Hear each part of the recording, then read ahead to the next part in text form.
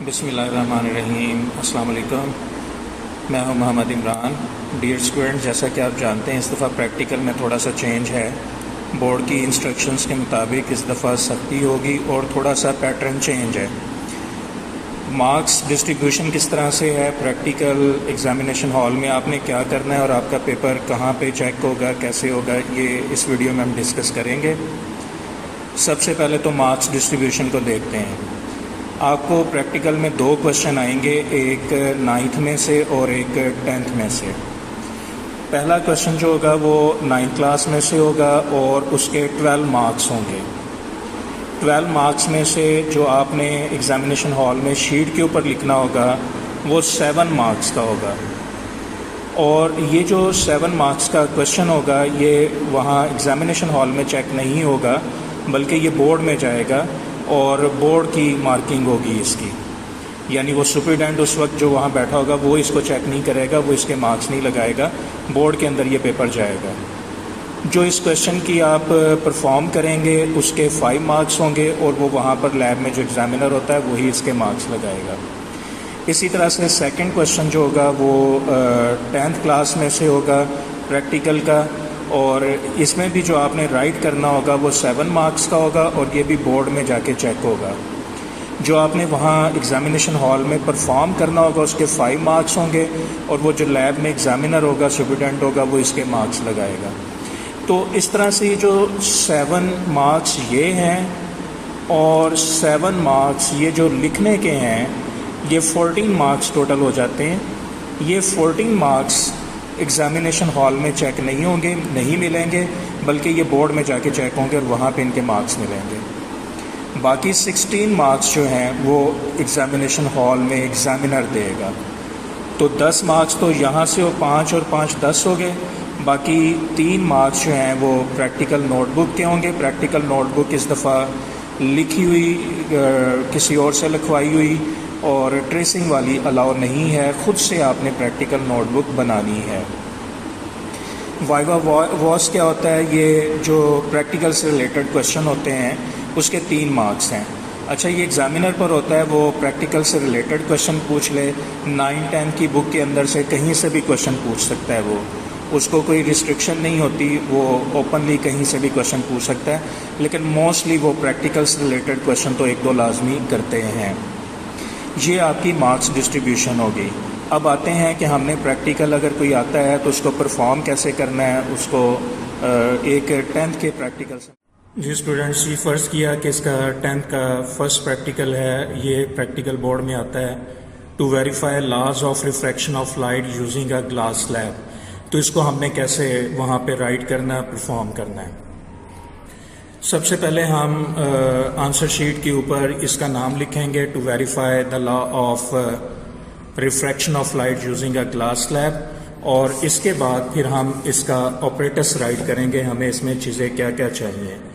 Rectangular glass slab चाहिए, common pens, drawing pens चाहिए, white sheet of paper, geometry box, drawing board. इसके साथ साथ आप कैलकुलेटर भी एग्जामिनेशन हॉल में लेके जाएंगे, ज्योमेट्री बॉक्स भी लेके जाएंगे और ये चीज़ें आप पूरी करेंगे।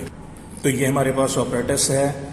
ये वाइट पेपर है, इसे हम ड्राइंग पिन्स कहते हैं, ये कॉमन पिन्स हैं, और ये ग्लास स्लैब है जिसके ज़रिए से प्रैक्टिकल करना है, ज्योमेट्री बॉक्स है और ये ड्राइंग बोर्ड है। ये इसका ऑपरेटर्स हो गया।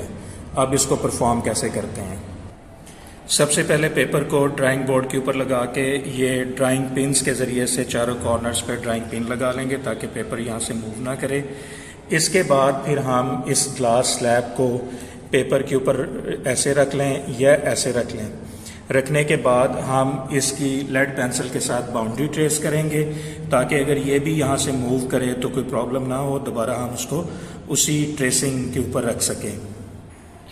ये मैंने ग्लास स्लैब की ट्रेसिंग कर ली है। ट्रेसिंग कर लेने के बाद किसी लॉन्ग एज पर मिड में आपने डॉट लगा लेना है और यहाँ पर हमने डी को रख के परपेंडिकुलर को ट्रेस करना है। इस पॉइंट पर डी को रख के, ये डी को रखा और यहाँ पे ये डॉट लगा लिया।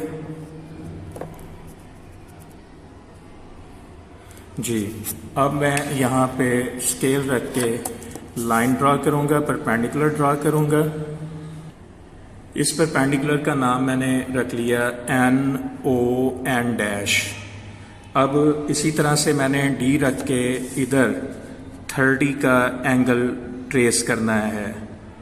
इस प्रैक्टिकल को अगरचे करने के एक दो मेथड हैं, लेकिन इजी और प्रिसाइज मेथड यही है। तो यहाँ पे 30 का मैं एंगल ट्रेस करूँगा। ये 30 का मैंने एंगल ट्रेस कर लिया परपेंडिकुलर के साथ। अच्छा, जब आप अगर ये परफॉर्म कर रहे होंगे तो एग्जामिनर उस दौरान में भी आके आपसे क्वेश्चन वगैरह पूछ सकता है कि एंगल ऑफ इंसिडेंस क्या होता है, नॉर्मल क्या होता है, परपेंडिकुलर क्या होता है, लाइट रिफ्रैक्ट क्यों होती है, तो या फिर वो सेपरेटली परफॉर्म होने के बाद भी आपसे क्वेश्चन पूछ सकते हैं। अब आपने इस लाइन के ऊपर दो मुख्तलिफ पॉइंट्स पर यह कॉमन पिन लगा देनी है।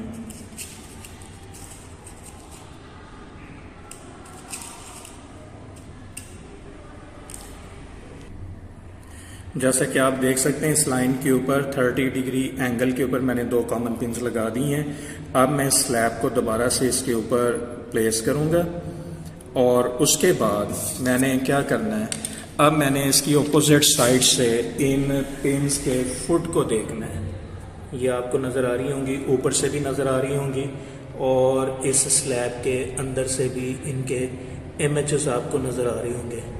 यहाँ से आपको इनके इमेजेस नज़र आ रहे हैं। तो आप देखें जैसे जैसे इसको राइट लेफ़्ट मूव करते हैं, इनके इमेजेस जो हैं वो अलाइन होते भी नज़र आते हैं। यहाँ पे ये एक लाइन में नज़र आ रहे हैं।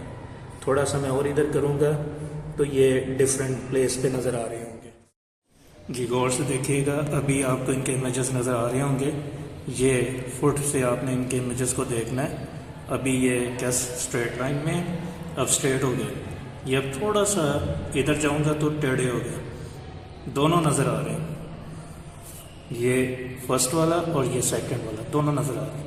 यहाँ पर ये स्ट्रेट लाइन होगी, तो इनको स्ट्रेट लाइन में रहते हुए हमने थर्ड पिन को ऐसे यहाँ लगा दें, नहीं, ये पीछे वाली नज़र आ रही है। थोड़ा सा और इधर कर दें। जैसे जैसे इधर हम इसको मूव करते जाएंगे वैसे वैसे ये स्ट्रेट लाइन में होती जाएंगी। यहाँ पे करें तो भी ये दोनों इमेजेस नज़र आ रहे हैं। हमने इनको राइट लेफ़्ट मूव करके ऐसे देखना है कि ये हमें तीनों एक स्ट्रेट लाइन में इमेजेस नज़र आए। तो यहाँ पे ये लगेंगी जहाँ पे ये तीनों स्ट्रेट लाइन में हो जाएंगी।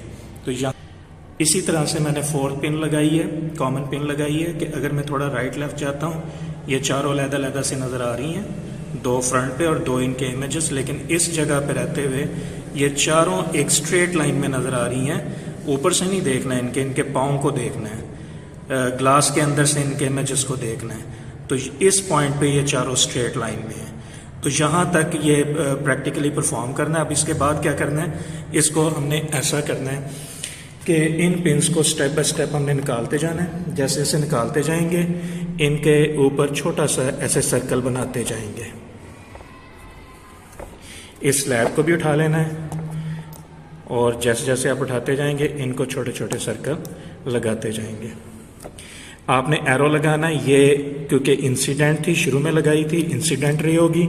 अब इसी तरह ज्वाइन करने के बाद हमने इन पॉइंट्स के नाम रखने हैं। सपोज इसका नाम A है, इसका नाम B है, इसका नाम हम रख लेते हैं C, इसका नाम हम रख लेते हैं D, ये पॉइंट O हो गया, इस पॉइंट का नाम P। अब हमने इस P को O के साथ भी ज्वाइन करना है जी। अब ये यहाँ पर इंसिडेंट रे है, ये रिफ्रैक्टेड रे है, ये एमरजेंट रे है। इंसिडेंट रे हमने खुद एंगल ऑफ इंसिडेंस हमने खुद लगाया था, 30 डिग्री का था। D के साथ हमने एंगल ऑफ रिफ्रैक्शन को फाइंड कर लेना है। D को इस O पॉइंट पे रख के तो इसको हम देखते हैं कितना है, ये तकरीबन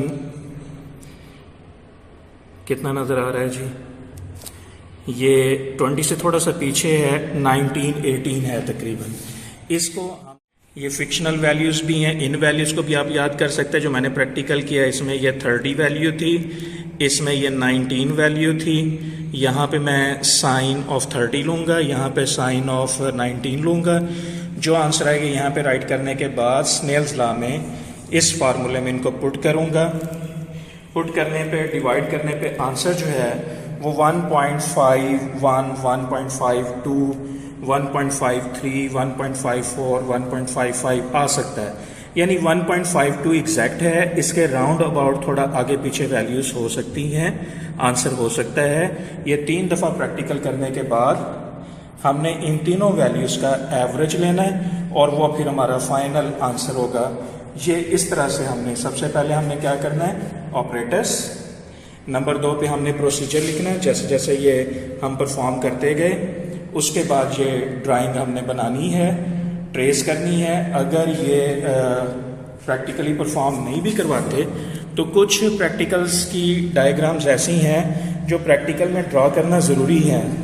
पर्टिकुलरली ये जो लाइट के प्रैक्टिकल्स हैं, ग्लास लैब, रेज वगैरह, इसी तरह से इससे नेक्स्ट जो है ये डायग्राम ड्रॉ नहीं करनी। ये डायग्राम या ये प्रिज्म की जो डायग्राम्स हैं, ये 1-2 डायग्राम्स हैं जो प्रैक्टिकल के अंदर भी ड्रॉ करनी होंगी, क्योंकि इसी से रिलेटेड हमने यहाँ पे वैल्यूज़ राइट करनी है। तो ये परफॉर्म करते हुए भी हमने बनानी है और पेपर के ऊपर भी इनको राइट करना है डायग्राम को। और लास्ट में रिज़ल्ट हमने लिखना है, इन तीनों का एवरेज रिज़ल्ट निकालेंगे हम बताएंगे कि ग्लास का रिफ्रैक्टिव इंडेक्स क्या है। तो इनको अच्छे से याद कीजिएगा और ये जितनी छुट्टियाँ हैं इनमें नोटबुक भी बनाएं और इन प्रैक्टिकल को याद भी करें, उनकी वैल्यूज़ वगैरह को भी याद करें।